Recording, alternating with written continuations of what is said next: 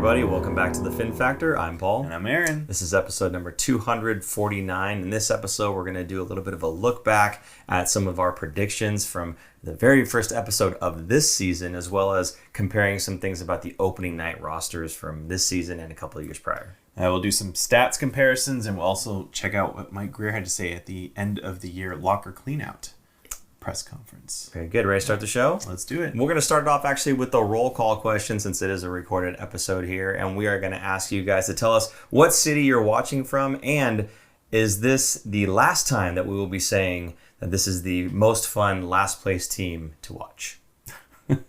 What do you think? Dear God, I hope so. I don't think we're the only ones either. Mike Grier, which we'll get into later, does say that hopefully this is... Actually, I don't think I got a clip of it, but he kind of laughed and was like, I hope we're not in this spot again next year. He wasn't expecting to do it this year either, but yeah, he for sure is like, we're not going to be in this position next year. So that's one person, a very important person of the Sharks, that believes that they will not be a top 3 pick going into the draft lottery.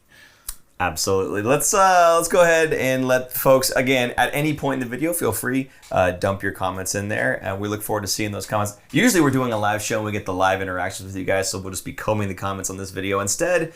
But let's go ahead and just kick it off here. Looking at some of our predictions. Now, some of these were comically wrong, and some of them were absolutely amazingly accurate. One of your predictions, insanely accurate. I was very impressed. So I couldn't even remember actually like any of these. We had to actually go back and look at the video. Paul did a lot of that. So just a bit, yeah. I mean, about an hour and a half worth, because that's how long our live shows are. So I apologize to each and every one of you for it being that long, especially super producer Jason over here, because that was a lot to comb through. But regardless, let's go ahead and beat off walls.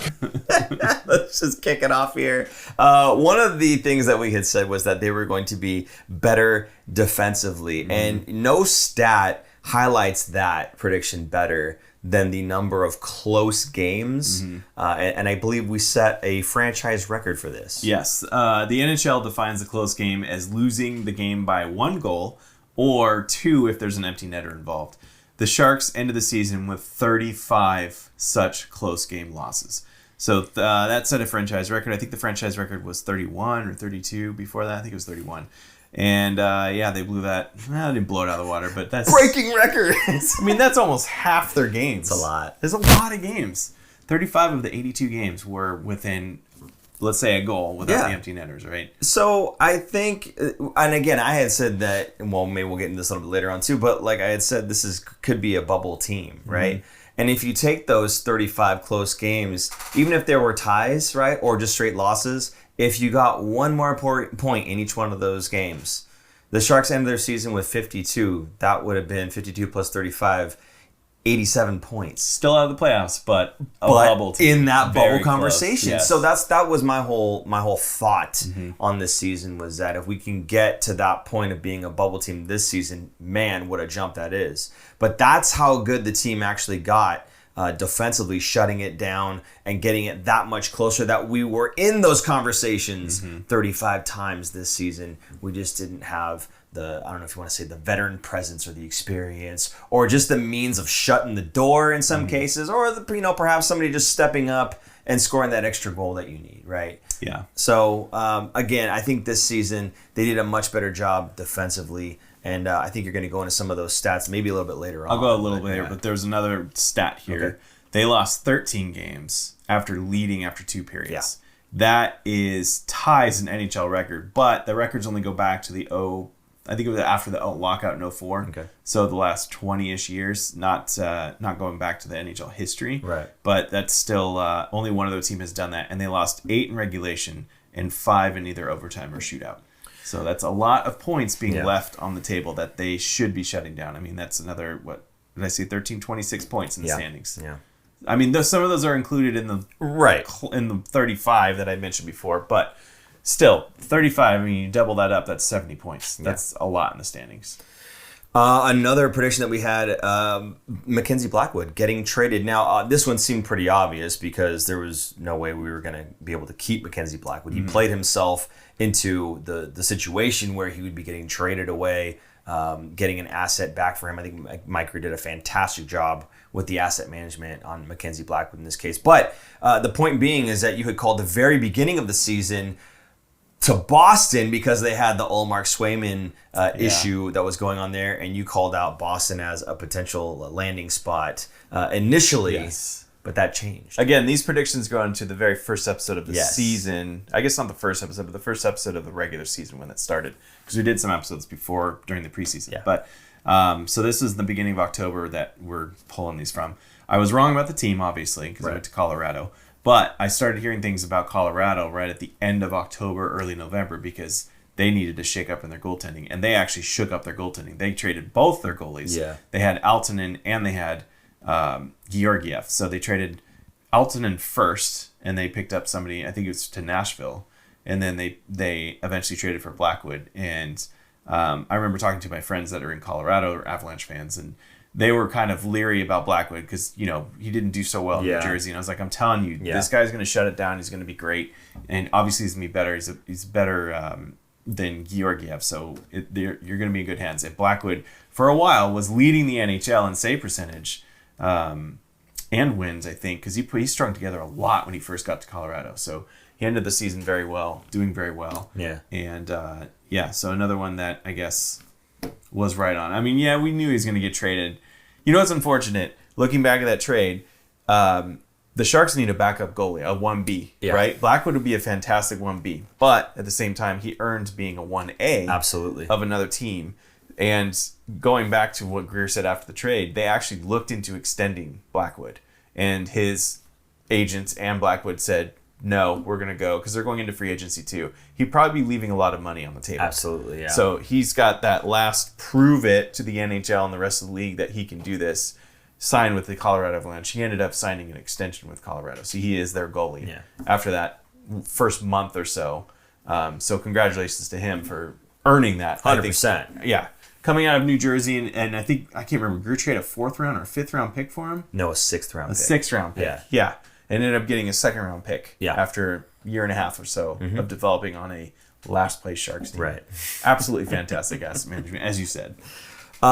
Next here is we have a clip actually from that episode, and it's regarding Will Smith and face-off percentages and where he'd play. So we're going to go ahead and roll that clip for you now.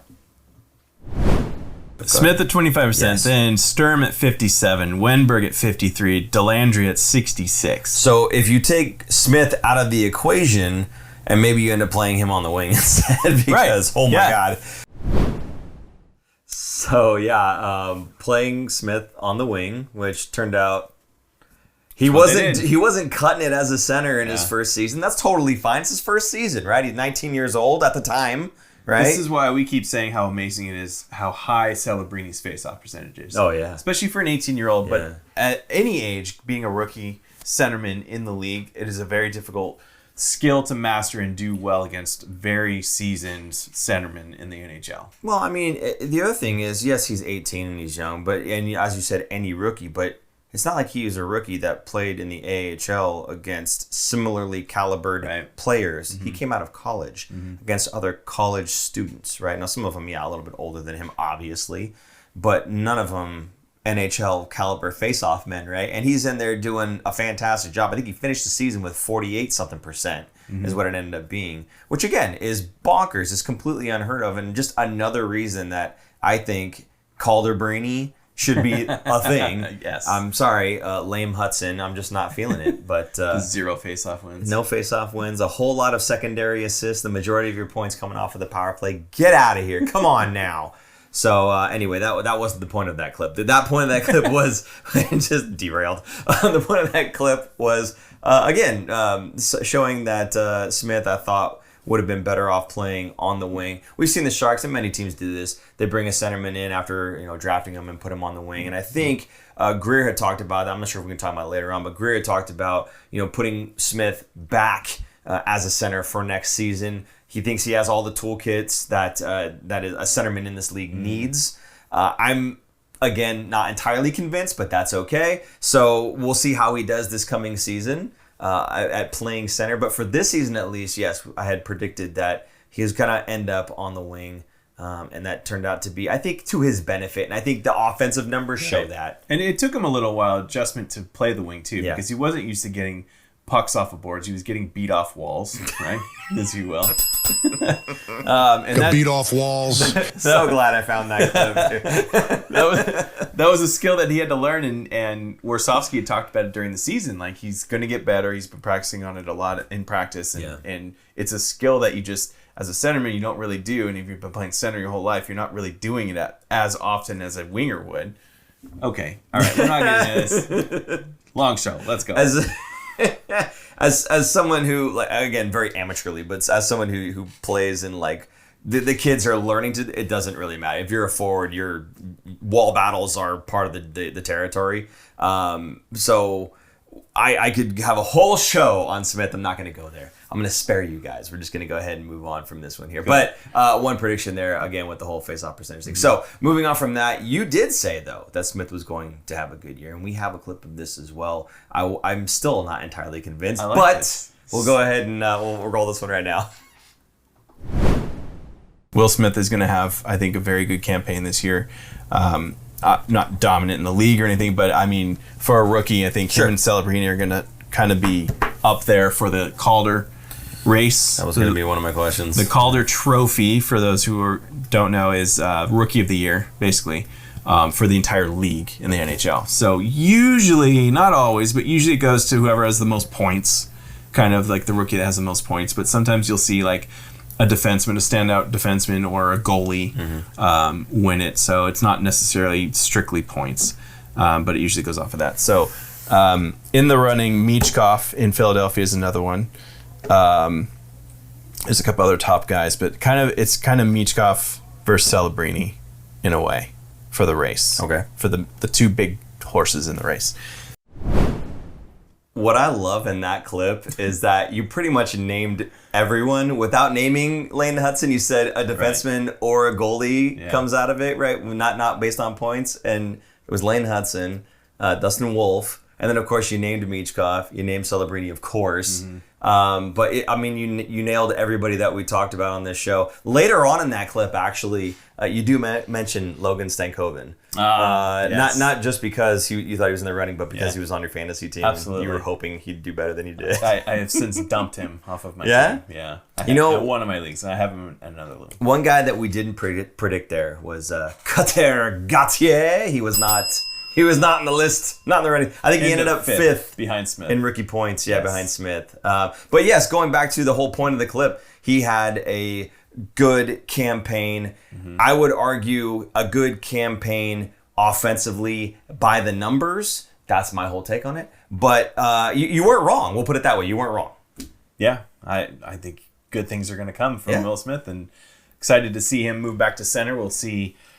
I would like to see one more year of him, maybe a hybrid of being a center / winger, kind of maybe Patty mixing Marleau. it up. Yeah, like Patty Marleau did and Hurdle did for a while. And you look back in the heyday, right? You had Thornton, Marleau, Hurdle, Couture, Pavelski, and they would pair them up. And if they got kicked out of the faceoff circle, another centerman would take the faceoff circle, and you have a better odds of winning that puck. So I think Grier's kind of building out from the center on the forward positions, building centers out.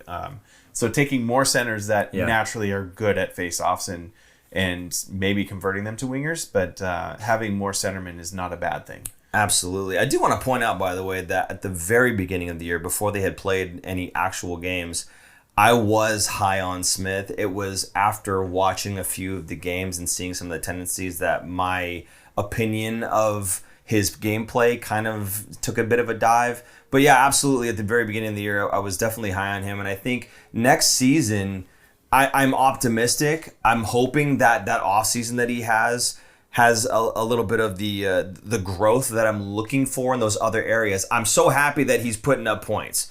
I'm glad that he's scoring goals and he's showing those flashes of brilliance offensively. But there are so many other areas to the game that I still look back and say, I wouldn't have put him into the AHL like after he had played some games, but I do wish that he had started there at the beginning of the season. And I think it would have helped his game holistically, not just he could score points. I think it would have helped his game a little bit more if he started a few games in the AHL and then moved into the NHL and then they just left him there. Fine. But that's my whole thing on Will Smith. You know, it's funny.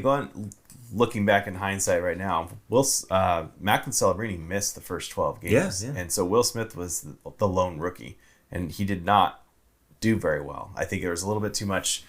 I mean, it's a hard league for one. Sure. It's tough for a kid that's 19 and it's the first 12. If it was the last 12 games, right, that's a little different, but it's the first 12 games that he's on his own. I don't think it's a coincidence that he did not do well without Macklin around because they went through the growing pains together. When you're by yourself, it sucks, right? Like, it's really hard. It's really tough, and you don't really have anyone else there to lean on. So looking at the first 12 games, 3, 4, 5, 6, he had 3 points basically in 15 games. Yeah. So he didn't really pick it up until the second half of the season. And look what he finished with. He had 45 points. That is a fantastic rookie year. Yeah. Almost 20 goal scorer, 18 and 27.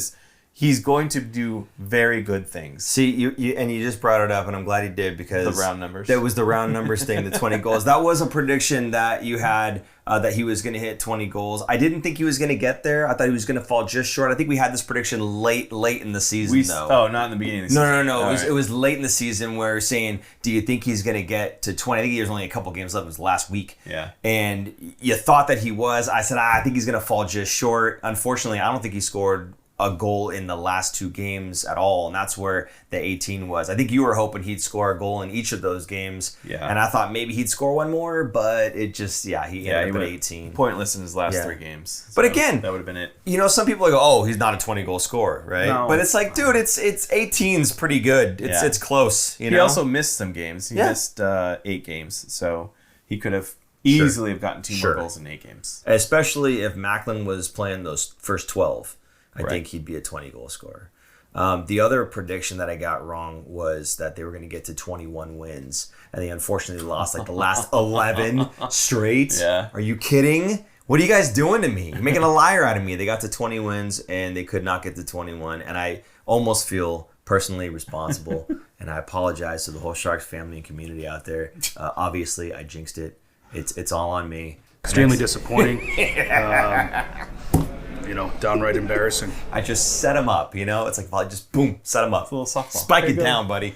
Okay. The other, here's my favorite prediction. What? You shaking your head for? My favorite prediction, which was only sort of a prediction, was Nico Sturm getting his 8-year by $8 million contract. Obviously, I was joking, but I wanted to bring that one up because it was kind of a running joke on the show, and did not come to fruition. The man deserves it. I don't care what anybody says. So, moving on. If any GM signed up to that, they would be fired. Maybe 8 years, a total of $8 million, like $1 million a year, right? Sure. Why not? Anyway, moving on from that one, where we were in the standings, or where we were going to be in the standings, another clip that we have here. So we're going to go ahead and run that clip here now. I think that the Sharks will actually be 6th in the Pacific, and it's very interesting for me when Nick said that they're going to be 7th, but they're going to be better than Calgary. Yeah. Because my whole thing was they'll probably end up being 7th only because they'll be better than Anaheim. But I feel like I'm going to go on a limb and say they're going to be 6th. But then who would they beat out? And he thinks they're going to beat out Calgary. That helps me in my argument. So there you go. So you're going to say they're going to beat out Anaheim and Calgary. They are going to be ahead of Anaheim and Calgary, and they're going to have 78 points this season. I think they're going to have a pretty big jump. I'm going to say the Sharks will finish with, I'll say 80. 80 will be the marker, kind of, for me. Which is only 2 off of what I'm saying, but... Oh, you said 78? I said 78. But right, no. I can change. Hang on to 80. It's fine. I'm just saying. I think it's interesting that, oh man, they're going to get 80 points. 60 points this Think year. about that. It's a 33-point increase. Yeah. Right? That's a lot of points. I know, that's very optimistic. You're talking about 15 wins and a couple OTs. Yeah, now you're talking me out of it. All right, I'm going to say they're going to get... Go higher. I'll say 68 points. Oh, come on. They'll be 68 points. All right. What do the people say? I'll do around 70. How about that? They'll get to 70. All right. Okay, first of all, make up your mind, because when you said 80, and I said, well, that's only 2 more than me. 60, 68, 70. I clearly was not prepared for that question. I would have done a little more research. So for those of you who watched that episode, and if you haven't, you can go back and check it. There was a chart, like a graph that showed where the like mean points would be for, you know, first place and for last place. That chart said last place was going to be 81 points. And that was way off. Yeah. And I remember looking at that going, there's no way. There's just no way. Aaron, remind me, 52 points this season? 52. Now, I had guessed 78, and your initial thought was 80. Again, let's go back to those 30 some odd games. Mm-hmm. If we get 1 point, one extra point in those games, 35. Instead of losing and getting nothing, or instead of tying and losing and getting one, right. If you got that one extra point in those games, those predictions are right on. 35 games, you take half of them, and turn those into wins. That's it. That's the difference. Yeah, right there. Or you take how many were they? 8? Well, that's even more because that's 35 points. Well, right. But was he on 13 games after leading by 2? Yeah. That's 26 points. That's now again, there's some overlap 78 there. 78 points. Yeah. So again, yes, we were off by the actual number, but in terms of our grasp on how we thought the team could perform, I think we were there. It's just that the extra inexperience kind of cut those could have beens away. Some injuries too. Yeah. Some unfortunate. And earlier trades, had Blackwood not got traded until the deadline, I think their goaltending would have been even a little better, more consistent throughout the season. Yeah, and had Macklin not missed those first 12, maybe they get on a roll and they're not feeling so down on themselves in the very beginning of the season, and then it just kind of trudges along, right? You build a little bit of confidence if you're winning a few of those games at least. So who knows how that would have gone as well, but, you know, woulda, coulda, shoulda, I get it. But all I'm saying is, with those close games, I think we had a pretty good feel for the pulse of the team and what they were capable of, and they just kind of fell short of that in just so many games by just one. You know what I mean? Just one extra point in those games, and we're talking about a completely different team, right? Yeah, absolutely. So there you go. Okay, moving on from that one. Most points on the Sharks. We had a little bit of a discussion about who would have the most points, and I think we both kind of agreed on this one. But we're going to go ahead and roll this clip for you as well. Aaron, what do you think in terms of which player is going to get the most points? I think it'll be Celebrini. Okay. I honestly think he is head and shoulders already above so many people, and he's going to put it together. Now, Dauber... I'll get in the projections after. Yeah, no, do it after they say it, yeah. I'm going to say I would think Celebrini is going to get 25 goals, 35 assists, 60-ish points, give or take 5 points, something like that. So my response was, if not Celebrini, probably Toffoli. So I just want to point out right away here, Aaron and I sometimes, it's like brothers, we bicker a little bit and we poke at each other. I have to say, Aaron, I am so incredibly impressed. I am so impressed because you guessed 25 goals, 35 assists for about 60 points. His final stat totals, 25 goals, 38 assists for 63 points. That is amazing to me. That you hit it right on the head. I need to go on the Price is Right. That was insane. Yeah, I mean... Sounds just like it.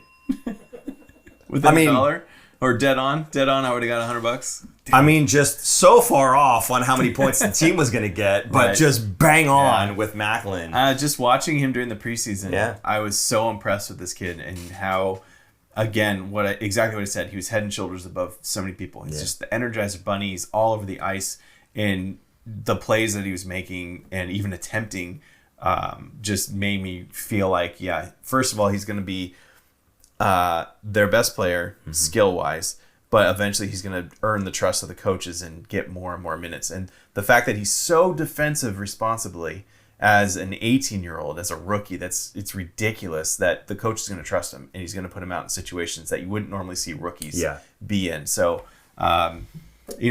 we got dinged in the comments last week about using generational talent for Celebrini because it's just kind of thrown out there too much for players that aren't generational talent. But go ahead. I think ding me. This is. I don't want to hear about freaking fragile. Okay.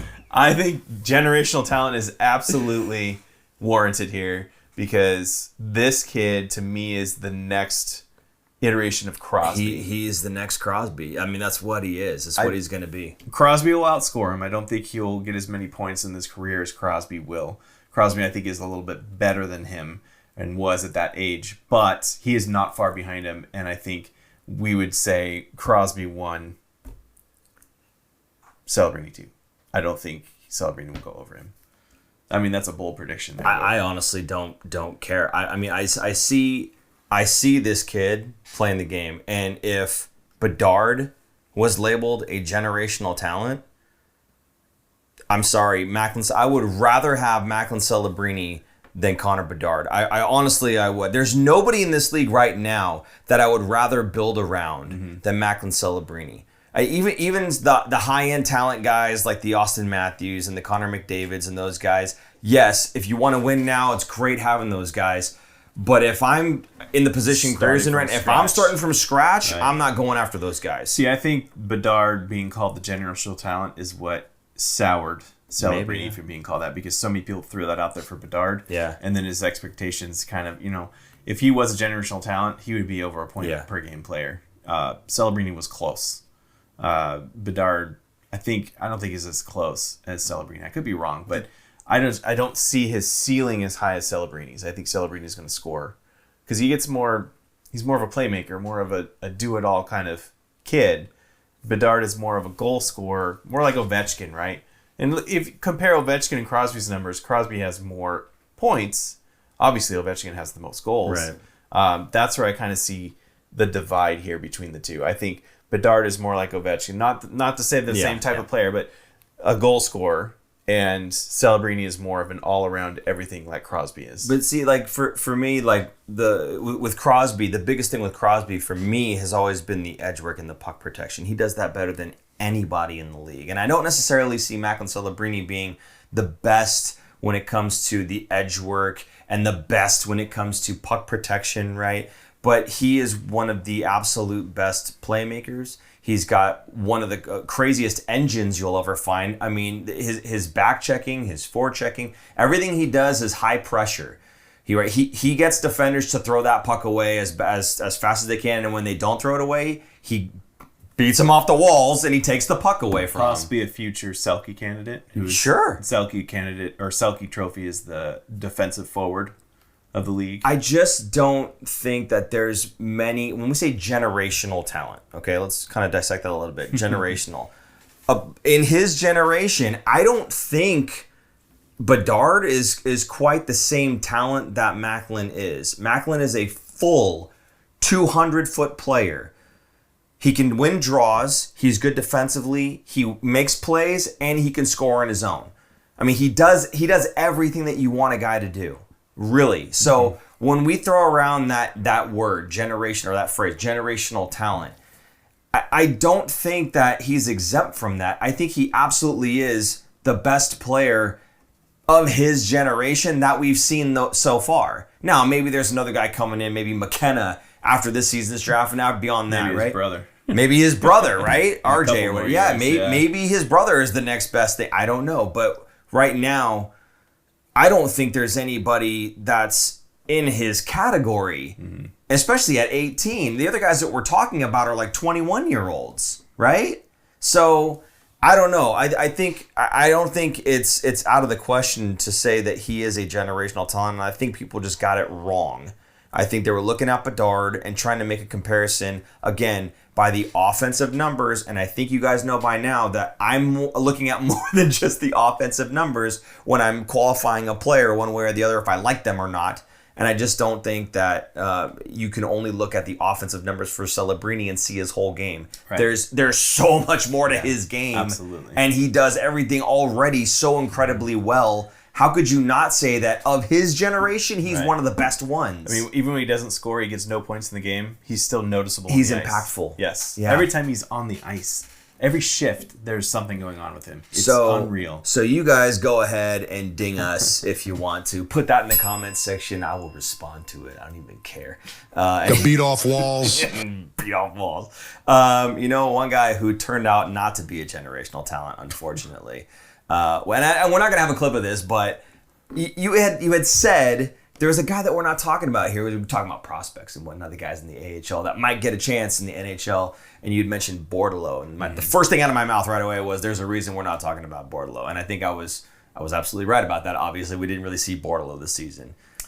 He was Borda no-go, is what I was calling him. I thought at the end of last season he had a call-up, and I thought he was doing well in the role, in a new role, in the bottom six role. I think he had to go down to the Barracuda level and learn how to play the bottom six. Yeah. And I thought he did a good job at the end of last season, not this last one, but the one before. He had a good 15 games where I'm like, this kid's putting it together finally, and I feel happy about it because I want to see him succeed. I want him to see, he's a second round draft pick that year, and to see him at least be an NHL player would be great. Unfortunately, he got bypassed, on the depth chart because there's just too many guys that are better than him. That was actually one of the things I had said was, I'm not sure he's going to get the chance because he's got like 5 guys in front of him. At the time, there were a bunch of centermen that were certainly in front of him. That's still the case, right? Yeah. I see him more as on another team now at this point. I think he just needs to change of scenery. But he could still be a bottom six guy in the NHL who has some skill to put the puck away. So third, fourth line guy, if he can learn how to do penalty killing very well, he's going to carve himself out a nice career in the NHL. And this last clip that we have here, kind of a moot point now because we talked about him already playing and whatnot. But there was a point in time where there was a question on whether or not he was going to be in the NHL. So we'll go ahead and play this clip right now. By the way, end of an era. Well, Shang, if I knew that answer, then I wouldn't have. We would have started off better. End of an era for... End of an era. That one? Which, no, not that era. Well, yes, that one's already over, though. No, the end of the Macklin Celebrini is not an NHL player era. Oh, boy, he's stepping straight in. The next game they play, hopefully, he's not NHL superstar. That's how it is. And he was hurt.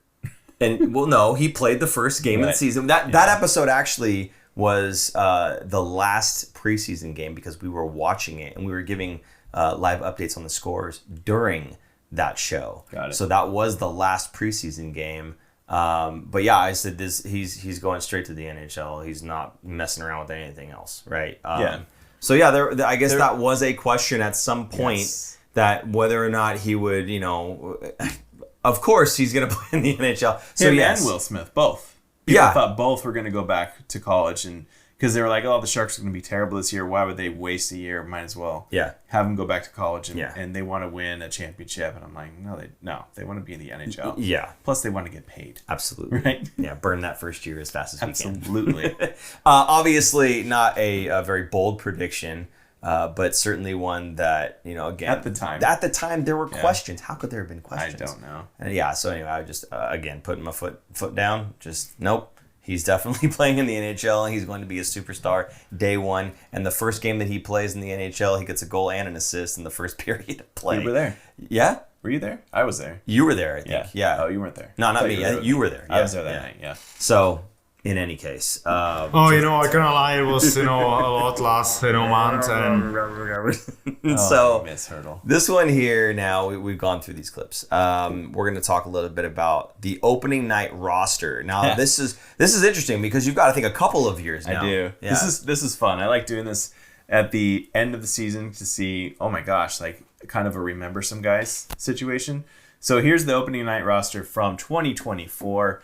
No longer on the team: Nico Sturm, Luke Cunnin, Fabian Zetterland, Giovanni Smith, Mikhail Granlund, McKenzie Blackwood, Vitek Vanacek, Vitek Vanacek. Vitek Vanacek, Cody Ceci, Matt Benning, and Jake Wallman. That was, I think it was 10 guys that were on the starting roster that are no longer in the Sharks organization. That was just this season. That's a lot of guys.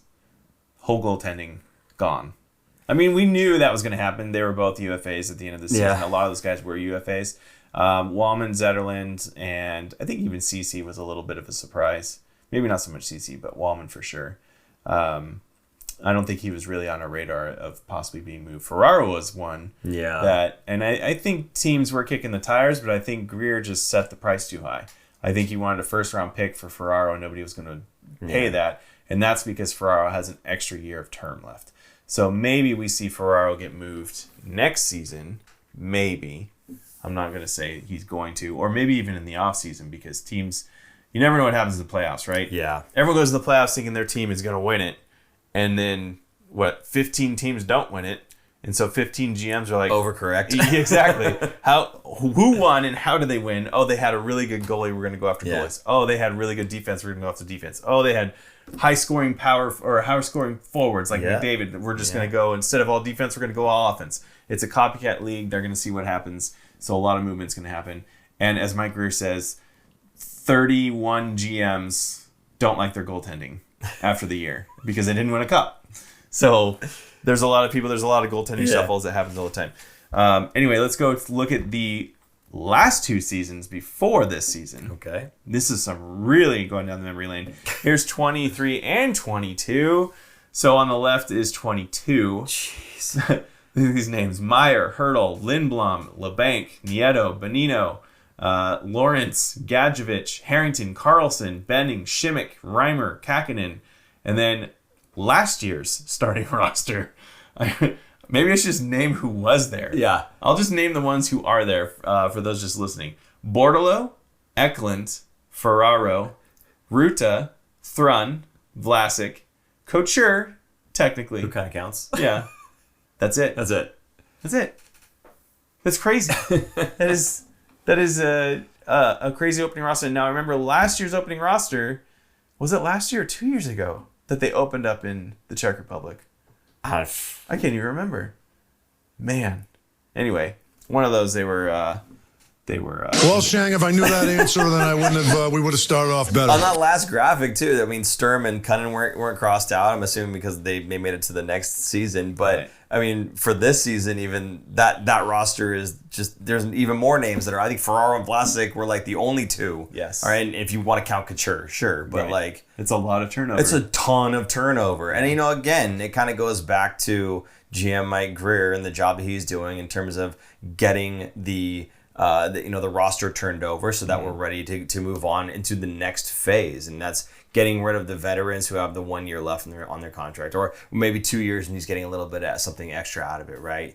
Getting younger, bringing in the picks, the prospects, getting the young guys ready to go for the next couple of seasons of where this team is going. And it just that's the cost of it. The cost of it is your roster looks entirely different 1 year to the next when you're only having like 5-6 guys make the team from the previous season. Like, it's just turnover after turnover. Yeah, it's hard to get some chemistry when you're doing that. Of course, you're going to be a pretty bad team, even when you've got some of these great superstar young talents that are now playing for you. It takes time and it takes a while to get that cohesiveness for the group. So again, the amount of turnover for the past couple of seasons, just incredible. And I imagine we're going to be seeing probably a little bit more of that next season, because as we think they'll be a bubble team, we're probably still going to be sellers, and some of those other guys are probably going to find their way on the way out in the same way that Blackwood did. Yes. We would love to keep you and extend you, but what you're worth, you played yourself out of our hands, right? Yes. Yeah, and there's not too many guys that are in their last year next year compared to how many we had this year. Sure, yeah. So, I mean, obviously they're going to go into free agency and pick some guys up. But we have more RFAs this year. So, Kovalenko, Bordalo, Gregor, Klim Kostin, Klim the Dream. Noah Gregor is an RFA. Yeah, isn't that crazy? Isn't Noah Gregor 32 years old? He's 26. Good Lord. Yeah, he's just been in the league a long time already. Who else? Jan Ruta is one that might come back. And Grier specifically talked about him. Okay. Saying, I mean, obviously he can't say yes or no because he has to talk to his agent and all that, but he ended the season with an injury. But the way Grier handled it, it was more or less, we're bringing in some other guys. Are you going to be okay with less playing time than you had this year? That's probably what's going to come down for him for his decision. Mook Madulin and Jack Thompson, both RFAs. And Romanov, the goalkeeper, is going to be an RFA. So a lot more RFAs than UFAs. Mm-hmm. I don't think all of them are going to be signed. It makes sense because, again, we're a younger team now, right? Right. So you're going to have control over those assets I imagine the free agents we bring in are not going to be RFA free agents that we've had to make a trade for of some sort. I imagine we're just going to be buying. Possibly. What? We'll get into that. Okay. Some offer sheets. I guess a little bit later on we'll be dealing with that. For now, though, do you want to jump into the stats comparison? We have Aaron went through a whole bunch of work here to get these stats together. And if you guys wouldn't mind, put it in the comments. Just a nice big thank you for all the hard work that Aaron did here for the stats. And actually for super producer Jason as well. He's always crushing it behind the scenes here. Aaron, go ahead. I wanted to look at last year's stats versus this year's stats, and I was looking for trends that were getting better. Because I felt like, obviously at the close games, the Sharks are getting better than they used to be. They only had one more win in the standings than they did the year before, which sounds so awful when you look at it. I'm like, really? Oh, I had to double check. They had the exact same row, regulation overtime wins at 18. But they did have 29 more goals for and 16 less against. So a 45 net difference of their goal differential. Yeah. Now, they really set the bar low 2 seasons ago for a goal differential. It was horrendous. In fact, I think I have it pulled up. It was a minus... I mean, just absolutely freaking embarrassing. I was waiting for him to pull the trigger. Minus 150. Yeah. That's pretty bad. They ended with minus 105. They almost got to under triple digits. And if you take away the empty net goals, they are. But I think I looked that up too. Empty net goals, they had 18 empty net goals. But it was also the same amount they had the year before. Is that crazy? It is crazy. The same amount of empty net goals. The difference is they scored 16 goals with the goalie pulled. Yeah. Last year, they only scored 7 with the goalie pulled. I mean, the offensive push is there, right? And the offense is better. Yeah. They have more talent this season with Celebrini and Smith and Foley and all those guys. The expected goals for, this one's interesting. There's expected goals for and expected goals against. 10.11 and what was I doing here? Goals against was 1465. So, sorry, I was looking at the difference between...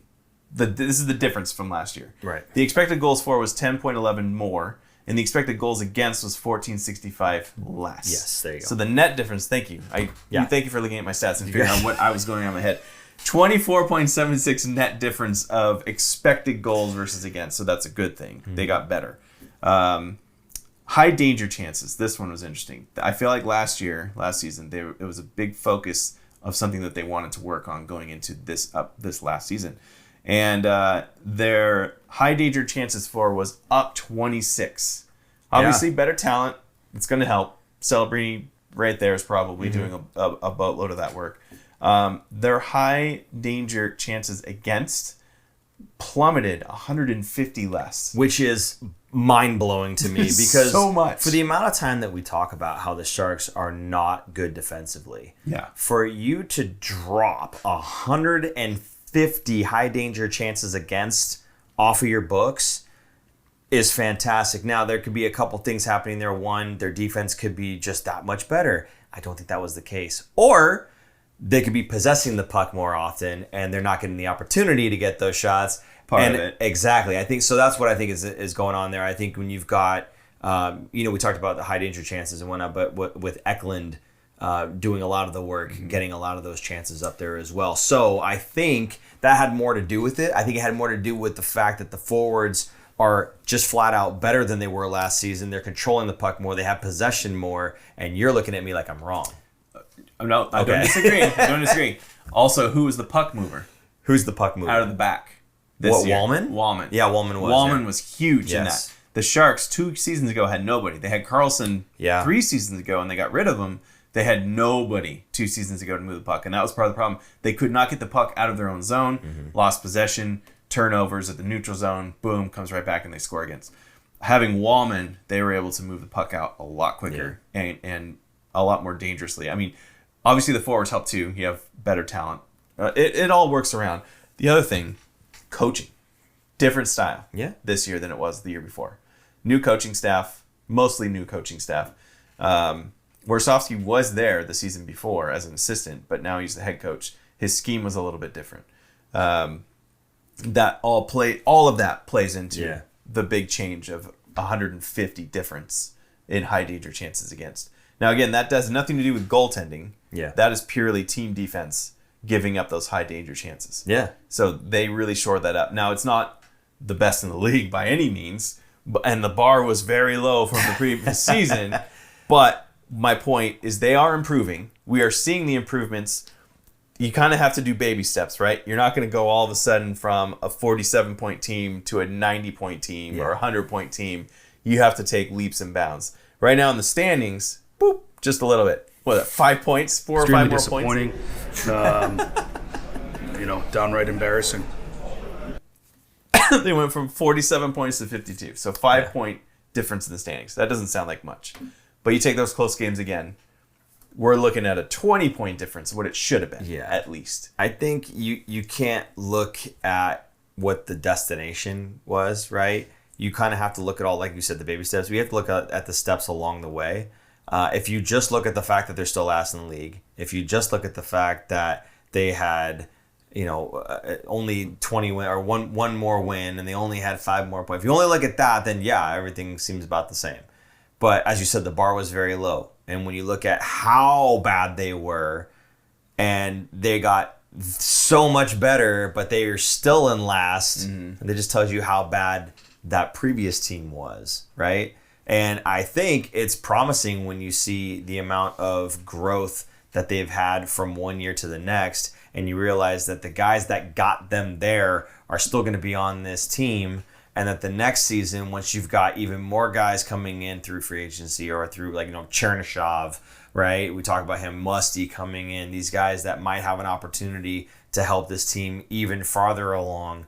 I think it's just going to be all good things for the future of this team. But yes, absolutely, for this season, it's not just in that last snapshot of where the team ended up that you can judge them. You have to look at some of these other micro stats, if you will, to see the difference. And 150 high danger chances different is so much. Is bonkers, absolutely nuts. And you're right, it has absolutely nothing to do with goaltending. How many they saved, that might have to do with goaltending more so than anything else. But in terms of giving up those chances, the team did a very, very good job of locking that down. And I do want to point out one more thing, because you did mention it, was Ryan Warsofsky, new head coach, I should say, because he was there, as you said. But, there's a lot of people who don't like what Mike Grier is doing. There's a lot of people who don't like Ryan Warsofsky, and because the team is losing, he's obviously not a good coach. Again, I ask you not to take a snapshot of the very end of the season. I ask you to take a look at some of the stats that Aaron just pointed out here, and you can see the progress with this group from start to finish, from last season to this season. And yes, I think Ryan Warsofsky, as we've said many times on the show, is the man for the job, and I think he's showing it in these stats, even if the end result is similar to how bad we were in the previous season. I'm very much looking forward to next season and seeing how this team grows and blossoms and proves to everybody that I'm not wrong and that they are a bubble team. Got beat off walls. You be quiet, David Quinn, okay? You're not a part of this team anymore. No, but I'm looking forward to it 100%. So moving on from this one now, is there any other stats you want to point out? One last stat. Yeah. Now, when the Sharks had a lead and by a goal or two, and the other team pulled their goalie, how did the Sharks do compared to the year before? Obviously, it didn't happen very often because they didn't have the lead very often 2 years ago. With the other team pulling their goalie, trying to tie the game, the Sharks scored 4 goals to ice it. That's not very good. Yeah. Obviously. 11 against 2 years ago. They gave up 11 goals to tie the game. To tie the game up. This season, the Sharks had 6 goals for when the other team had their goalie pulled. So they iced, or they solidified the game.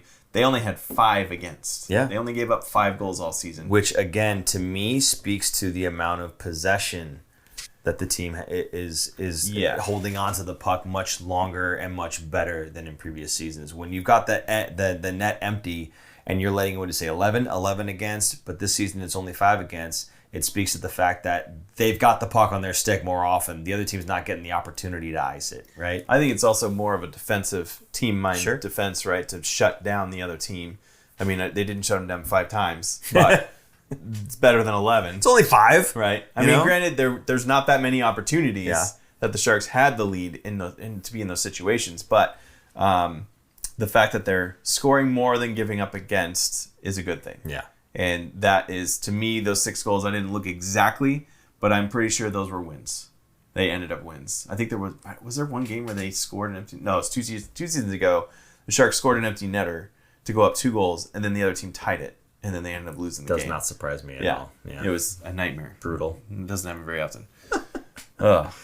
All right, moving on from this. Now, we wanted to say a little bit something about Couture. We didn't really have anything that we wrote down in terms of notes and everything, though. So I think this is just kind of come off the top of the head and whatnot. But we did see the press conference that was held. I just kind of give me your thoughts on the whole Logan Couture thing. We had said many times on this show that even 2 seasons ago, I feel like he's done, right? And we wish him all the best, but realistically, we just don't see it happening, him coming back. Obviously, that press conference, fairly recent now. People obviously know about it. But just kind of give me your thoughts on, Logan Couture not retiring, but also not playing anymore. It's sad. Yeah. It's kind of an end of an era with Couture. And look I found this thing right here. Oh, yeah. A coaster with him. I think he's celebrating the goal after the Vegas game. So I think it's an end of an era. Now, there's still Vlasic playing from that era, I guess. Barclay Goodrow kind of bridged the gap a little bit. But Couture was the captain. This guy, I remember when they drafted him, I was very excited because the Sharks actually moved up in that draft to get him. Doug Wilson was very excited to get him at the time, and he was in Ottawa 67, which is where Doug Wilson played. He was very excited to get somebody similar. And even at a very young age back then, he was already on track to be a future captain at some point. And when he played, this was a guy, not similar play style to Celebrini, but his tenacious as a 200-foot player was the same. Yeah. He was fantastic. He took very, very pride in his defensive work, and he was absolutely clutch. This is a guy who, in the regular season, 60, 70 points would be pretty standard for him. He's not going to be scoring 90, 100 points. Right. 70 points out of Couture, but when he gets to playoffs, he has a whole nother gear. And that is exactly the kind of player that you want and need on your team in order to win a cup. Unfortunately, didn't win a cup. Now, the actual announcement, again, we kind of knew at some point it was going to come. I didn't think he was going to come back, especially since he had not skated since that last game that he played against, I think it was Anaheim. It's unfortunate. It's really sad. I'm glad they announced it now, or, a couple weeks ago, to kind of be done with it, put it to bed, kind of going into the summer. I think a lot of those questions came up a lot. I remember in the beginning of the season, people were asking about him a lot. And then it became a question of, well, if he's not going to be the captain or the captain is not here, is his team, a rudderless ship? Yeah. That's just, they need somebody, right? Which we've talked about many times. So now the question going into the season will there be another captain or not? That's kind of the next big thing this summer. But I wish Logan all the best, obviously. His health is way more important than hockey. And the fact that he couldn't even get out of bed for days at a time because it was so painful is just brutal. It really sucks to go out like this. But I think he had an impressive career. He was close to that even 1,000 game mark. I know. It's unfortunate he didn't get there because you get a silver stick or something, I think, from the league. Yeah. So he just missed out on that. But his body of work speaks volumes. I think he's just short, and it's unfortunate. I was hoping to see him actually get traded, assuming he was playing, traded to another team. Get an and get a opportunity. cup. Yes, absolutely. Yeah, I think he made the right decision, though, right? Obviously, his body won't allow him to play regardless, but I think it'll be nice for him because he's got kids now, right? It'll be nice for him to enjoy the time with his kids as best he can. He had talked about, and this kind of hit me a little hard as he was talking about it would be nice to go and skate with my kids. But unfortunately, I'm not even sure if he'll be able to do that. It sounds like he's in so much pain just trying to just skate, not even like skate hard, not skate to play, not skate to train, just skate, right? Like public skate. Yep. It sounds like that's hard for him. So whatever he's able to do with his kids at this point, I think absolutely prioritize that. Hockey comes and goes. You've made your money and that's great, but your family's there forever, right? So I think it's good for him to get that opportunity to be with his kids. His kids are still very young, so he'll be able to do all the nice, fun kid things, the young stuff, and he'll be able to enjoy it because he'll be there with them.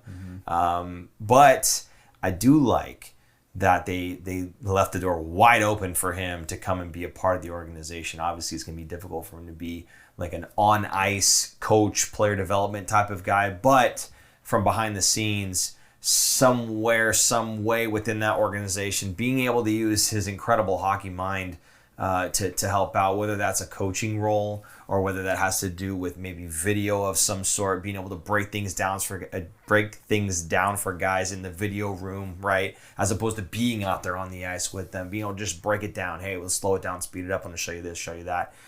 Again, he's got an incredible hockey mind. His hockey IQ is off the charts. And the fact that he was a full 200-foot player, he can help just about anybody on this team with anything that they need help with. So, again, I wish him all the best. We kind of saw this one coming 2 years ago. But, I just, again, wish him all the best. And I hope he enjoys his time with his kids because he's going to have some time off. And I hope that he does come back to be a part of the organization, because I know Sharks friends and family, fans, they're all going to welcome him back with open arms. Yeah. Couture, right? Yes. He was clutch. Yes. Couture. So there you go with that one. Again, put your comments for Logan Couture down there as well. We're interested in what you guys think about Thanks for the confetti. We're interested in what you guys have to say about that one. Was it sad? Was it necessary? Obviously, we think it's necessary because he didn't have a choice. But we'd love to see what you guys have to say about that one. Okay. Aaron, we have some other stuff here with Mike Grier, the end of season locker clean out stuff. So why don't you go ahead and just kind of take us through this here? Sure. I really like getting Grier's quotes because he doesn't really do a lot of press conferences, so you don't get to hear it coming from him very often. So this was during the locker clean out. Now, we could have gotten other clips as well. There was a lot from Warsawski. There was a lot from a couple other players.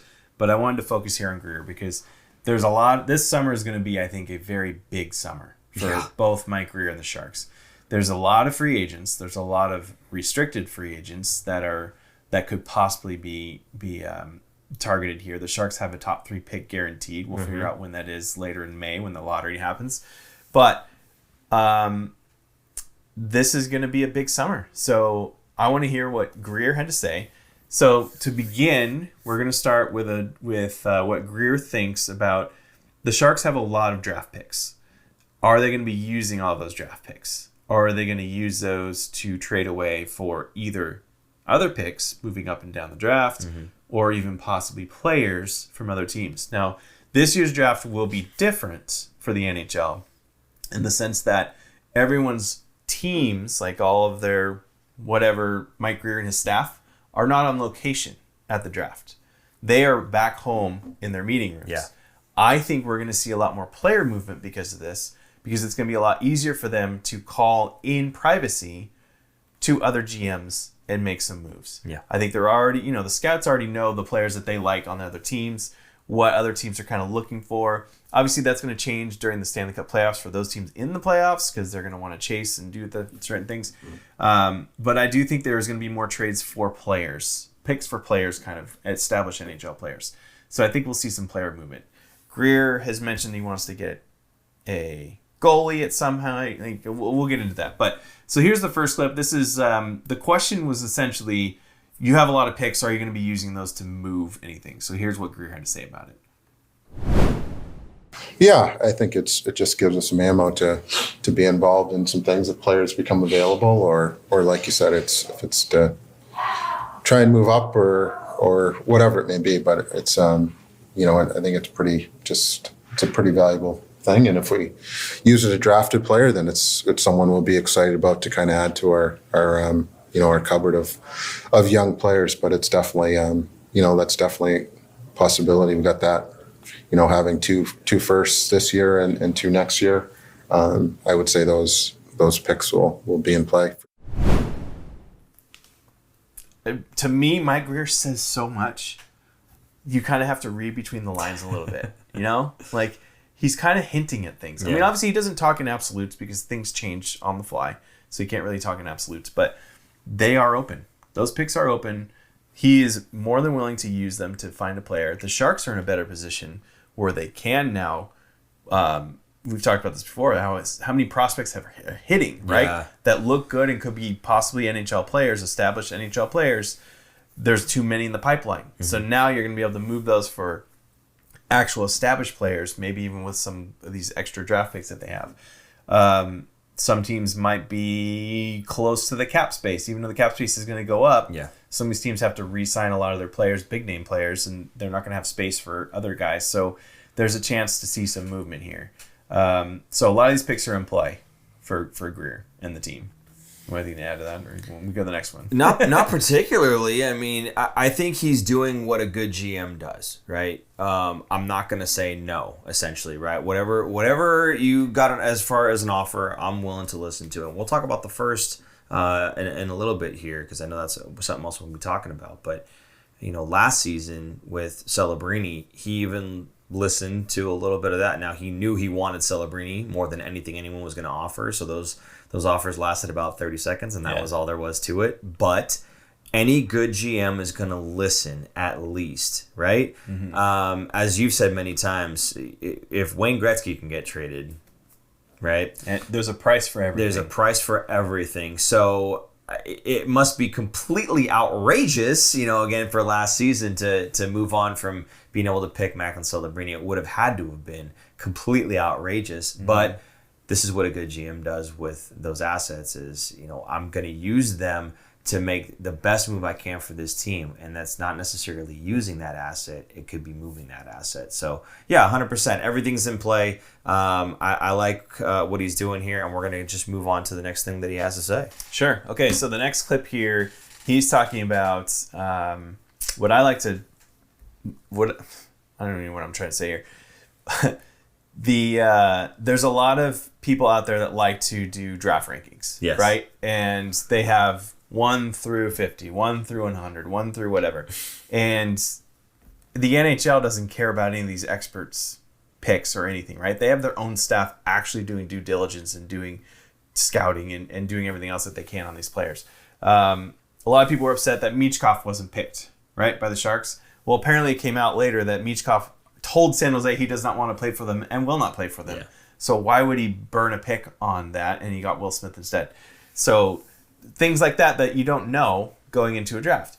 So what he says here is kind of his rankings are, he says it. He flat out says it. Our rankings are very different from everybody else around the league. So here's what he has to say about the top pick, because they do have the top pick, or a chance for the number one pick. Right. And Schaefer's kind of the number one consensus, which he alludes to. And after that, it's kind of a wide open range here. Yeah. So here's what Grier has to say about having potentially the top pick and what they're going to do with it. You're kind of fortunate enough last year to have, be able to pick someone like Mac but every draft's different. So I think when you look at the top of the draft, I don't think our probably top 5 is probably different than, probably 80% of the league's top 5. So our scouts have done a good job seeing all these kids. There's a lot of talent. I think we feel really good about the player. Wherever we end up, where the ping pong balls go, I think we're going to get another really good player that's going to really help our group. So it's at the top of it's probably more, after Schaefer, it's probably more forward heavy, I would say, which is fine. Like I said, I think it's going to be, there's good players there that I think will be impactful NHL players. I do find it interesting that he says after Schaefer. See? You got to read between the lines there. Yeah. To me, that's if we don't get the first pick, we're going to trade down because we don't need... But Other teams are going to trade something to get that second or third pick, and we don't want those guys. Yeah. We want guys more in the 7 or 8 range, if you will. See what I'm saying? I think, why not, if you're going to pick a guy who would probably go 7th, why not trade that second overall, third overall pick, and get another second round pick or another late first round? Who knows, right? And that doesn't mean that the name is Victor Eklund. Okay? That's the guy that we're talking about. That's what I'm alluding to. Okay, but let's say he wants Victor Eklund, right? Maybe Victor Eklund is number 2 on his list, but he knows that he's number 7 league wide. So then it makes more sense, right? Then you don't use even though I see him as the number 2, right? I know that everybody else doesn't value him the same way that I do. Everybody else sees these other guys and thinks, I want that guy, right? I want Victor Eklund. I don't care about Misa. I don't care about Martone. I don't care about, these other guys. I don't think Victor Eklund should go number 2. No, he shouldn't. But that's Right. the point, That's is that you should trade that pick now knowing that, right? And I'm sure a lot of you guys understand that, but there's a bunch of people that are still fairly new to hockey and all the things that go on at the draft table and whatnot. And so that's something that they would do, is if they don't have to spend their second, they can move that to get into the range of the player that they actually do want. You just hope that he's still there if you do that. One thing, though, I did want to say was, if you have the opportunity to pick Schaefer, great, and that's the defense that you want, it's him, cool, done. If, however, you don't get Schaefer and you do want to trade, it's not such a bad thing to think about your options other than just trading down to get the guy you want. You can trade that pick to a team like, again, we talked about New Jersey Devils. Now, I'm not saying this is the trade. It's going to happen, right? I'm just saying, in a hypothetical world where the planets sort of align, this is the type of thing that you might think about doing, is you can trade that high number 2 or whatever it is pick to New Jersey, who would like to move up because they're playoff, right? They're got kind of maybe a mid to late round first, right? Mm-hmm. You give it to them, and they're, man, I can get a stud forward. I would love to do that. What am I going to give up? I'm going to give up a guy that we keep pushing down to the AHL, who's unhappy with us right now. He's upset that he gets moved. I mean, it's other teams' depth charts, right? Yeah. What's in their pipeline and what's there and what they can move and make their team better. And so Simone Nemec, whatever. Nemec. We're going to say Nemec. I don't know, it's probably wrong. But regardless, we're going to say him. Okay, let's say that they're saying, you know what, we're kind of done with this guy. We'd like to get this other defenseman instead. And yeah, we'd like to make that move. Well, what if they make that move and they're okay with getting rid of their first? Now, maybe you have to give, something else, like a second, the later second or something like that. Or the later first round. The later first round, sure. Yeah. But I guess my point was, if you do that trade, you get Nemec, you give them the number 2, you get the number 20-something pick as well, right? Right. So now you've got your defenseman that you were looking for. By the way, Nemec, I think, is 6'3", so he's a big boy too. Also, right? He's more ready, NHL ready. And he's close to NHL ready, which is the Sharks are trying to be that now, right? So now you've got your defenseman. Great, but you also just picked up a first. A late first, sure, but it's a first. And you have Dallas's first. Mm-hmm. So now you can package those together and move up into that number 9, number 10, somewhere in their realm, and potentially pick up Victor Eklund. Now what you've done is you've managed to get a stud NHL-ready defenseman who fits the size that you're looking for, right? And the experience. No, not him. Not Darren. Well done, super producer Jason. But now you've solved your problem. You've solved your problem. You've got the defenseman that you wanted, even though you couldn't get him through the draft, and he's ready now. A right-handed shot defenseman. And he's right-handed shot. Severely lacking. It can work out much better for you in that case. Now, then you got your pick in Victor Eklund. Okay, fine. So now we've got a guy who's got AHL minutes, mostly because they weren't really playing him. He's got something to prove, play with a chip on his shoulder. I'm totally happy with that. That's worked out really well. Hello, Dan Boyle. So you've got that coming in your system. You've got a good second line winger. No, he's no Misa. He's no Martone, right? Yeah, but you've already got Celebrini and Smith and Eklund. You've got Toffoli there for the next 3 years. You're probably going to pick somebody else up. You've got Chernyshov. You've got Musty coming through the pipeline. Mm-hmm. How much more number 1 talents do you need? I think there are times where you can use that guy who's going to be able to play second line minutes more than anything else. And the other guys, Musty, Turner, whoever, they're fighting for those second and third line minutes. It creates good competition. You don't have to have that top level talent every single time. You fulfill the need on the blue line, and you get yourself a guy who's good enough on that second line to do really well. And by the way, I think Victor Eklund is far better than good enough. I've seen this guy play with the World Juniors, and he stood out to me more than Frondell did. And Frondel's supposed to go higher than him. And I'm telling you, the kid's got the engine, he's got the motor, he's got all the skill that William Eklund has. If you like William Eklund, you're crossing your fingers right now for that number 8, number 9 pick. I'm telling you, I'm pumped. Get on with it. Never. Get on I refuse. Get on with it. Get on with it. Yes. Get on with it. Waiting for God. Get on with it! Yes, sir. All right. moving Anyway, on. yes. Grier getting offers from teams this year and last year for that pick. Yes. Kind of what you were just talking about. This Okay. is Grier's own Sorry. words about it. Thank you for stealing my thunder. Yeah, I mean, I'm not going to say no if someone wants to make a really good offer of established young players, then yeah, I'm not going to. It's not something I'm going to close the door on.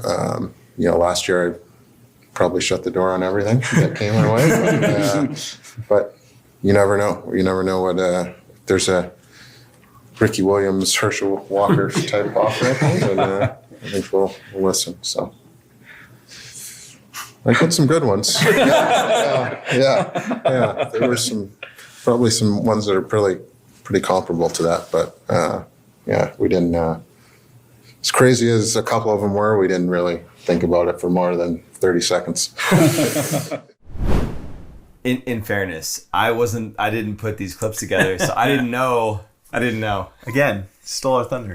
It's everything he just said from Mike Grier's own words. Thank you, Paul, for dissecting. You're welcome. Yeah. You're welcome. I mean, just absolutely freaking embarrassing. It's freaking impressive, is what you mean. Moving Off on. the dome. So all those are Got beat about the off draft. walls. All those are about the picks and the draft and everything else.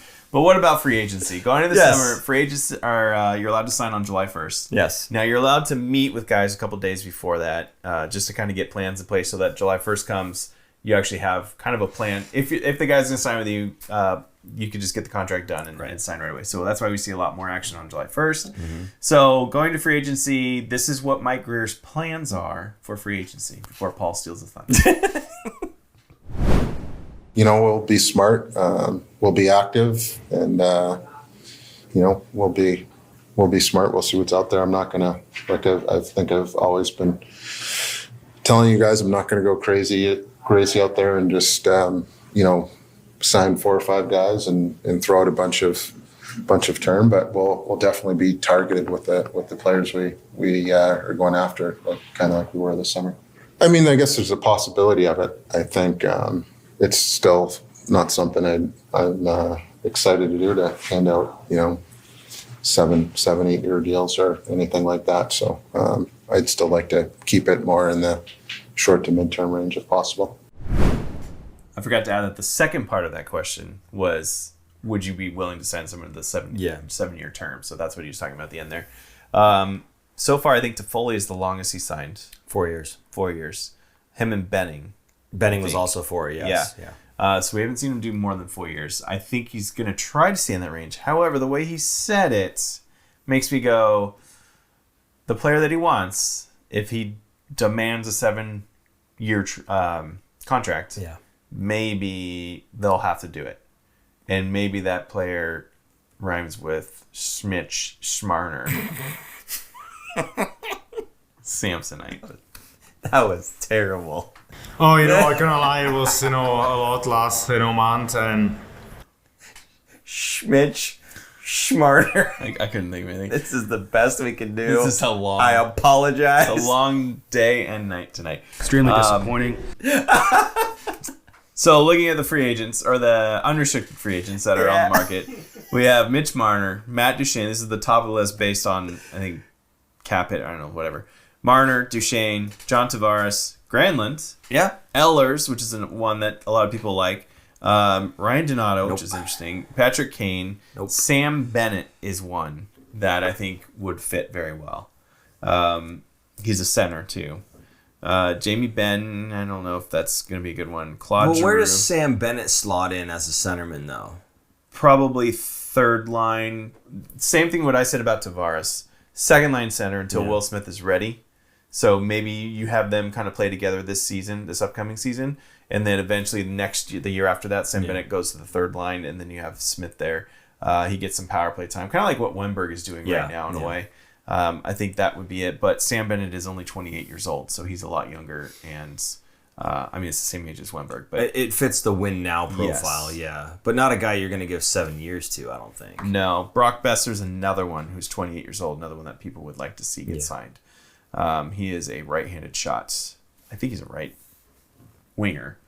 I don't think he plays on his off wing, but That's another guy. So there's a lot of names. Now, for me, I think if they don't make a trade for a defenseman like Nemec, I think they need another, at least one or two solid veteran defensemen to shore up that defense next year. More of a shutdown kind of player, less a puck mover. I feel like you could get, if he's going to trade for someone, it would be for a puck moving defenseman, kind of like how he got Wallman. But Pionk was one that everyone wanted. Yeah. But he just signed an extension, I think, 3 or 4 days ago. So he is now off the market, no longer a upcoming free agent. But I know you talked about Noah Dobson. You really liked his game. You thought he was a target, perhaps. Dobson's another one. However, he's a restricted free agent. Yeah. So, but there was kind of some rumors that he wanted out of the Islanders, and Noah Dobson was drafted by the Islanders. I just don't know if the Islanders would move him, and if they were going to move him, what's the price going to be? Yeah. That's the problem. So maybe they could offer sheet him, maybe not. I don't know, because that's also Lou Lamoriello. So do you think that Dobson falls into that other scenario that I just put out there for the Devils, right? Absolutely. So if they're interested in getting that second or third overall, and you get Dobson back plus whatever, right? And then you can again make that move up to get somebody else that's not the top end talent in the draft, but certainly at least a middle six type of player, right? So I think that is still an option and a possibility, and we'll see what Grier has up his sleeve. Yeah, Noah Dobson is a 25-year-old right-handed shot defenseman, so even more seasoned than Nemec is. Yeah. So obviously ready to go. Yeah, top defenseman. The thing is ready to go, but also at only 25 years old, he's still a guy that you could give a 7-year contract to, and he's only going to play till he's 32, right? So, I mean, that's still not. It's like you're giving a 7-year contract to a guy who's going to end up as 39 years old, and you're going, oh my God, I'm still paying this guy, right? So, definitely something that could be in the cards. Again, very much looking forward to this. Is, to me, the beginning of this season was about the end of this season and the start of the next one. The summer is going to be so exciting. That's what I'm looking forward to more than anything else. We already knew what the season was going to be. We already knew it was going to be in the dumps. We already knew Mac and Celebrini was going to show up, and Mike Grier was going to be making all kinds of roster turnover and whatnot. We knew all that was going to happen, but man, I cannot wait to see at the draft what's going on, free agency, who we're picking up. There's going to be a lot of movement going on, I think. Grier has mentioned this before. It's no longer the deconstruction of the team; it's the now construction. Yeah. So they're now building on top of the team. So they're going to go after these players that are going to be on the team for a long time. Yeah. We got one more clip here from Grier. Yes. This is now about the goaltending. So Askarov, what we had talked about, in fact, we had talked about it earlier today, about Askarov. Yes. We think he's going to be 1A, 1B situation, right? And they need to find that 1B for Askarov, because he could stumble, he could get hurt, who knows. So this is what Mike Grier had to say about Askarov. Not so much Askarov specifically, but the situation. The goalie tandem with Askarov. So here's what Grier had to say about it. I think Asky will get a chance for sure to be one of the two goalies up here. Whether he's the 1 or the 1B is going to be up to him. How he performs, how he plays, how he trains in the summer and prepares to come in here. And so we're not going to just hand him the role and say you're playing 60 games next year. He's going to get the ice time that he earns and deserves. And we'll find another goalie to kind of come in here and tandem with him and push him. He's not Connor Hellebuck where you're going to go out there and just say, I need a guy to give me 20 games, right? We need someone who's going to challenge Asky, push him, and then even possibly be the guy if Asky doesn't perform well. So I think it's important for us to have competition. I think I've talked about that from day one, the importance of competition on the roster, and goalie's no different. The goalie market for free agents is pretty thin. I mean, there's two on there that we know. Vitek Vanacek. Blah, blah, blah, blah, blah. Georgiev is another one. Yeah. Jake Allen. well, he's not a former Shark, but Frederick Anderson. There's not a lot of names on here that are really like stand out. Yeah, this is a guy that we need to get. That's why I think he's going to go after someone with some of those draft picks or maybe a prospect or two. So I think they're going to be getting that from a trade. Yeah, and I had thought maybe earlier Romanov might have been a good tandem with it, because I thought he came up and he played well. I thought he earned his ice time. I know he was called up the trade deadline pass, and he can't get pushed down, and that was probably a big reason why he was still in the NHL, right? Mm-hmm. But I thought he actually played well with the time that he had with the Sharks. So I wouldn't have been surprised to see them say, maybe we kind of push both of these guys and see kind of who ends up getting more games, who's kind of rising to the top between the two. But I think Grier did make it pretty well known that he's not going to go with Romanov in the NHL, because he just said we're going to have Askey and we're going to find a goalie. So it's not like they found one and they're going to give him the opportunity to go. So yeah, absolutely. It looks like they're going to go and find somebody else. Now, as you said, if the free agent market is thin, I do have to wonder if there's maybe somebody he's already targeting from another team. Perhaps they've already gone and run their course of their contract, and they're either an RFA or we just looked at the UFA market. There's nothing really happening there. Mm-hmm. So he's got to be targeting somebody that was either an RFA or still under contract and won't be a UFA this coming free agency. So I don't know. Is there anybody that kind of stands out to you that wasn't on that UFA list necessarily? For a trade, you mean? Yeah, just somebody. Who do you think he might be considering to bring in? And the defensive side, we talked about Nemec, talked about Dobson, but in terms of goaltending and him saying specifically, we're going to find somebody. Not we're going to work with the guys that we have for Askey. We're going to find somebody. I feel like he made it pretty clear it's going to be a more veteran goaltender. Now, does it have to be a guy who's going to be with them for 5 years? Probably not. So it could be an older veteran, right? A 37-year-old goaltender or whatever it is that they signed to a 1 to 2 year contract, right? But I don't know. Is there anybody that you're identifying right now? Not really. I haven't gone through all the goalies. Yeah. And there's just goalies are such a carousel in the NHL these days. There's not really there's like he mentioned Hellebuck, right? That's probably the best goalie in the league. Head and shoulders kind of above everybody else, playing 60 plus games. Even Shesterkin kind of stumbled a little bit. The Rangers weren't as good as they have been. So he's not really in that top echelon anymore. Neither is Vasilevsky's probably the next best. Yeah. And he's the Tampa Bay Lightning goalie. I think you're not going to find anybody other than that. Like, those two teams are probably like, yeah, we're good with our goalies. Yeah. Everyone else is like, oh, we didn't win a cup. We're going to rotate them around. We don't like what happened. There's not really a lot of solid goalies out there. Well, and I don't think they're going to go after a guy of that caliber because, again, he wants Askarov to kind of get pushed. Right. If you bring in a guy like Vasilevsky, No. there's no way, right? My point is they're happy with their goaltending. Yes. The other 30 teams are not happy with their goaltending. So everyone else is going to be just shuffling them around. And I guess I wonder if maybe there's a team that likes their goalie but likes the guy that they need to sign, their forward, their defenseman, whatever else, and the cap's going up and those guys know it and they want the money and they can't afford that goaltender anymore, but the Sharks can, right? I wonder if there's a situation like that they might be able to take advantage of. There is one goalie that is Russian in the Bobrovsky! the last year of his contract next year, making $10 million.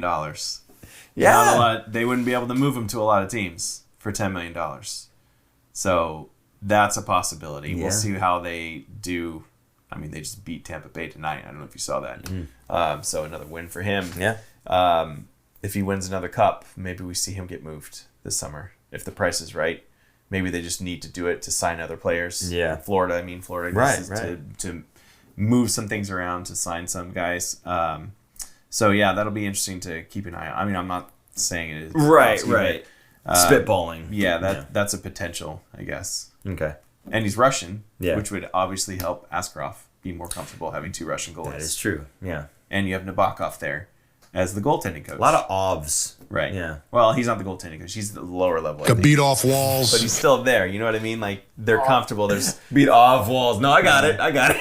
you know, I noticed the other day someone had mentioned this, that the Sharks kind of get certain guys from different cultures together.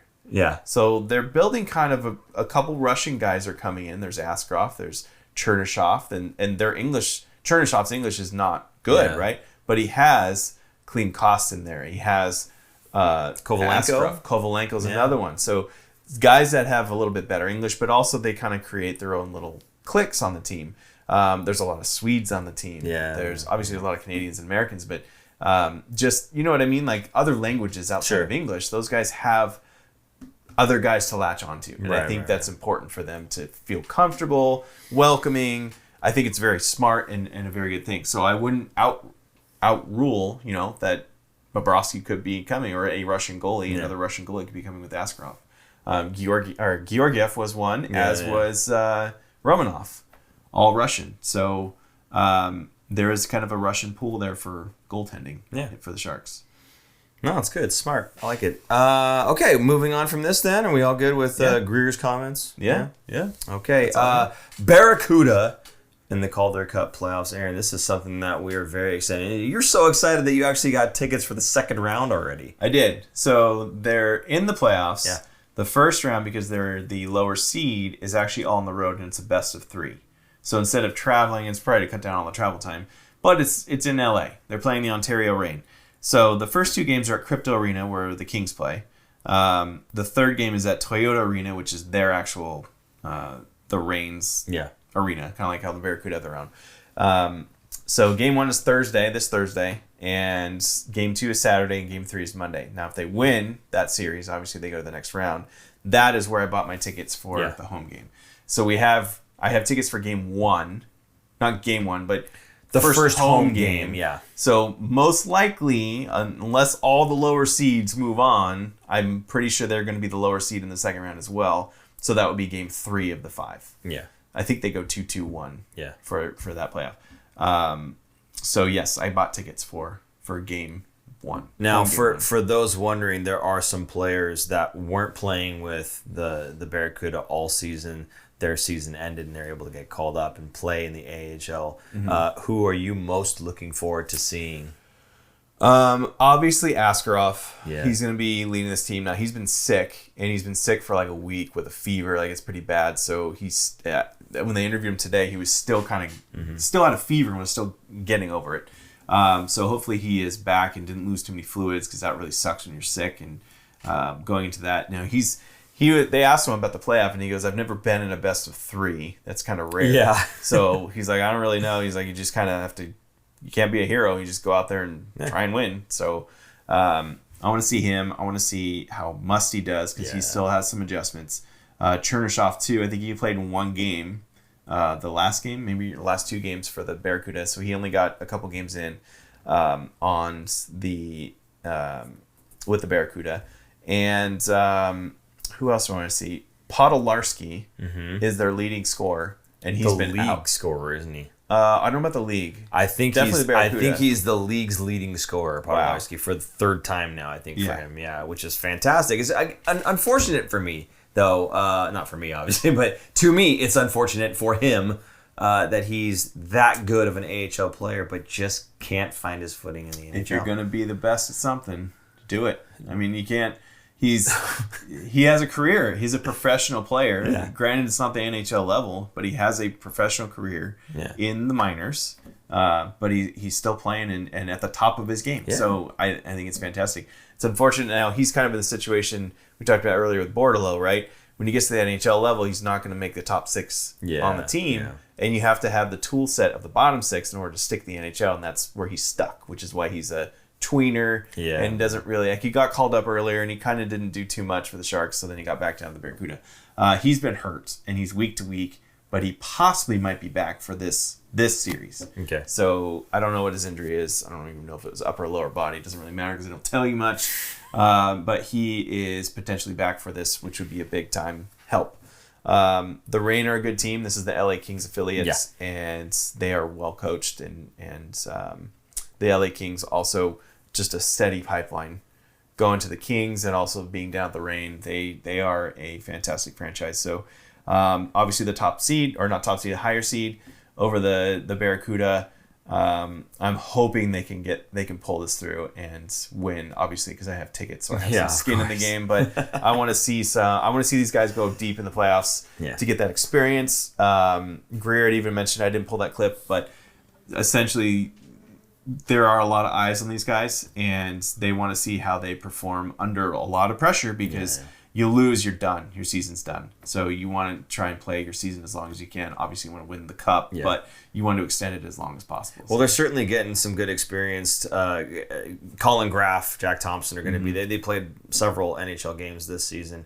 Specifically, Colin Graff, I think, is going to help that team quite a bit. So, again, fingers crossed for the San Jose Barracuda. We'll be watching those guys, and maybe we'll have a couple updates here and there as the season goes on, or as the playoffs go on, I should say. But I think that would be very good for the city of San Jose to have a hockey team doing some good things, even if it's the Barracuda. I want to see some playoff meaningful hockey, some way or another in San Jose. So I'm excited for it. Get that Tech CU rocking. And that's a cool arena. It is a pretty cool arena. Yeah, I like absolutely. it. All right, moving on from that, Sharks players that are going to be at the World Championships. Now, we heard Celebrini saying that, I'm going to play for Canada. Like, they just had, I'm going to play. Duh. Yeah. I thought that was hilarious. Because previously they had asked Smith, and Smith was kind of like, I think he didn't want to say. I don't think it was announced yet. That was why. Okay. So he couldn't say yes, he was on the team, because it wasn't officially announced. But when they asked Celebrini, he was like, yeah. I think he didn't know that he wasn't supposed to say it. Maybe, It's probably what happened there. Yeah. But Smith will be for Team USA, Celebrini for Team Canada. Wenberg is going to be playing for Sweden, as is Eklund. So 2 Sharks on Sweden. Absolutely. And don't forget, Warsofsky is the U.S. coach. Yeah. So he will be coaching the U.S. team. Again, how good of a job is Warsofsky, and eyeballs on him? Absolutely. Around not just NHL, but the International Hockey League, International Hockey Association. Yeah. He got picked up by Team USA. IIHF, International Ice Hockey Federation. Yeah. Thank you. Anyway. Extremely disappointing. Come on, man. Anyway, okay. So, we'll be watching that one as well. I love the international play. I mean, the Four Nations thing was just so fantastic. Again, once you put the name of the country on the chest, it gets real. Yes. Yeah, and it gets real fast, too. Yes. But it will be great to see Mac and Celebrini taking on the best from other countries as well, not just, playing NHL teams with a mishmash. Yeah, even Wenberg was asked about it, and he was like, I'm going to have to play against Celebrini. We'll see how that goes. Like, I've always played with them. Now it's going to be a pain in the butt. Well, for Smith, it's going to be nothing new, right? If they're facing off against each other. I'm sure they're going to have some side bets going, too. If they're actually facing off, my money's on Celebrini. Yeah, absolutely. Anyway, okay, moving on from that. Last thing here. Draft lottery, which is coming up soon. We're not sure of the exact date yet, but we know of 2 dates, perhaps. They've announced the possibility of 2 dates, May 5th or May 6th, Monday or Tuesday. So Cinco de Mayo or the day after. So give it its due. 6 de Mayo. Do you want to party, or do you want to be hungover to watch the draft lottery? I think, non-drinking show, again, we're not sure what we'll be doing exactly, but I'm fairly certain that if we're doing it at a venue, we'll let you guys know. But otherwise, we might just do something live here. Well, we wouldn't be able to show you guys what's going on in the draft lottery for reasons. We could certainly at least have the reactions here with you guys. Again, if you come in, this is a recorded show. Normally, we do all our stuff live. If you've not watched our show before, generally we do a live show and we have everybody in the live chat, and it's a lot more fun. We get a lot of interactions and whatnot. So beat off walls, and we beat off walls. Apparently, it's something that we. I don't know. He's so trigger happy tonight. So if we have the opportunity to, of course. We'll be there live reacting to the draft lottery, and we'd love to do it with you guys there in the live chat as well. So, Aaron, anything else you want to say about the whole draft lottery thing? Again, the Sharks with the best odds to get the first overall. At worst, they get the third overall.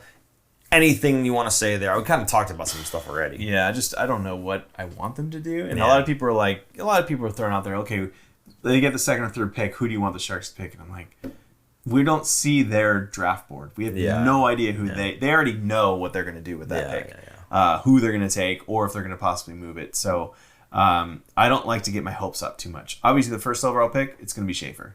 That's the only slam dunk one. I think for the Sharks that's true, but I don't think that. I mean, there's always been those top 3 or 4 guys that they've put there, and it's kind of been like a rotation of those guys. And I think, like I said earlier on a different show that we had, I think it was 2 weeks ago, Sad Bedard. I don't think Schaefer is the cure for Sad Bedard. I think they want another forward like Will and Mac. I don't think they would pass up on Schaefer. Maybe not. But I mean, if all those guys, those obviously you've got forwards and you've got a defenseman, right? He might be the best defenseman in the draft, and maybe that's why he's touted as the consensus number 1. Again, not a generational talent, but he might be the consensus number 1 because the other defensemen beyond him are not quite at his caliber, but the forwards are all kind of similar, maybe in terms of what they can bring to your team. Maybe not what their skill set is, but how much they'll impact your team. Maybe it's still similar. I still think a team like Chicago is going, we really need to have somebody to make Bedard happy because this poor kid. I think that, again, it was Coach Chippy. He had this reel where he was pretending to be Bedard. He's like, come on, can we just trade for one player? He's like, Bedsy, we're in a rebuild. We're in a rebuild, but I know, but just one player. Bedsy, I'm sorry. You know, the difference between the two organizations, right? Yeah. The Sharks were worse. Yes, and they seem to have the most fun out of every team in the NHL. I mean, Toffoli talked about it, how the youthfulness that was brought in with Smith and Celebrini both being there, how they're just silly, goofy kids just doing stupid things. Even Vlasic said it. He's like, I don't think we did anything like that at 19, but they're just silly and having fun, and it's great. And he's like, it injects a lot of energy into the room, and he's like, it makes me feel younger than I am, and he's happy to play and is happy to go to the rink. That's the thing. They are happy to go to the rink. Sad Bedard looks like he's very angry to go to the rink. Like, he is just like punching in and punching out, like, this sucks. I don't want to be a part of this. But yeah, he's waiting for the GM to make his life happier, right? He's waiting for that to happen, right? Whereas I don't want to hear about freaking fragile, okay? he is fragile, I think. Whereas with the Sharks, it's not that necessarily Mike Grier has done such an amazing job of making everybody happy, but the guys that they've got are gelling so well together, and they're having such a good time. And I think if Chicago wins the lottery, they skip past Schaefer just because Bedard needs somebody to play with. The poor guy. Yeah. I don't know. Anyway. Again, for the draft lottery, if we are doing something live, we would love to see you guys join there with us. So if you're not subscribed, please hit the subscribe button. You'll know when we go live, and then you'll get the notification if you hit the bell, of course. I'm sure you guys know how YouTube works. I don't know why I keep telling you how YouTube works, but that's okay. Also, right down there, Super Producer Jason's on point. If you'd like to tip us on Venmo, you can do that at The Fin Factor. Anything you put in there, we'll go ahead and read live on the show. Super Chat, which is not available without a live chat, but there's a Super Thanks, I think is what it's called, for the recorded show. So if you guys would like to support the show that way, certainly you can do that as well. He's got the word Super Chat down there, but whatever it is, it's super thank you for supporting the show. Appreciate that. The only other way you can do that, actually, is going to thefinfactor.com. Well done, sir. Go to thefinfactor.com. You can check out pictures of Vinny Desharnais, apparently in a Penguins jersey still. We got to fix that. Yeah. It's ridiculous. But you can go there, check out any of the merch that we have for sale, hats, hoodies, sweatshirts, t-shirts, boots, all kinds of stuff. Some of that stuff is not in there. You have to check to figure out. Boots with the fur. You heard it. That's a throwback. Wow. Oh, wow. Are you proud of yourself? Yes, he is. He is proud. There you go. Okay, hey, guys, again, this is episode 249. We're very much looking forward to next season. Obviously, the season was a bit of a wash, but you got to see the future of the Sharks and what they're capable of in terms of the young talent on this team. And once we get the rest of those free agents and other draft picks and prospects that are maturing and going to be brought in, I really do feel like next season is going to be fantastic. Yeah. We hope that you guys join us for next season because it should be a whole lot less losses. Yes. Well, Shang, if I knew that answer, then I wouldn't have. We would have started off better. I think we'll start off much better next Absolutely. season. Actually, let's right off the hop here. I just want to know, Aaron. Okay. Do we go with 11 or 10 straight losses, 9 straight? What was it? 9 straight losses this season to start the season? Yeah. I think the season before was 11. Yeah, so it felt like 15. Yeah. It felt like 50. No, they don't do that. No, we don't do that. No. Bet. No, not gonna bet. Eye to the Maybe. face. Anyway, let us know what you guys think for next season. Obviously, we don't know the whole roster, what it looks like, but you have to imagine with this guy at the helm, we're going to do just that much better. Aaron, any last comments for the people? Obviously, there's no live chat to read. But one thing you can also do is subscribe to our channel. And I think that's $2.99. Did you not say this? No, that's not subscribe. Oh, that's sorry. What's it called? Member. Become membership. a member. Become Sorry. a member. Become a member. Blah. Oh, I can't lie, it was, a lot last, month, and Aaron's making a great case for you wanting to become a member, by the way. So great. So great. By the way, it is 11:11. We are recording this super late at night, so you can't fault them too much. But guys, thank you so much for tuning in. We love seeing your chats in the comments, and obviously when we do the lives, show up for those because they're a lot of fun, about as much fun as this. For super producer Jason, To I'm beat Paul. off walls. I'm Paul, And I'm Aaron. and we will see you guys At the draft. at the draft lottery at some point. Anyway, thank you guys. Bye. Bye. Thanks for tuning in. If you like this episode, check out our other content, especially interviews. You can interact with us directly through social media at The Fin Factor and on Instagram at Fin Factor. And don't forget to join our live streams on YouTube. Visit our website at thefinfactor.com, where you'll find all of our episodes as videos or podcasts. You'll also find our exclusive merchandise to help support our show.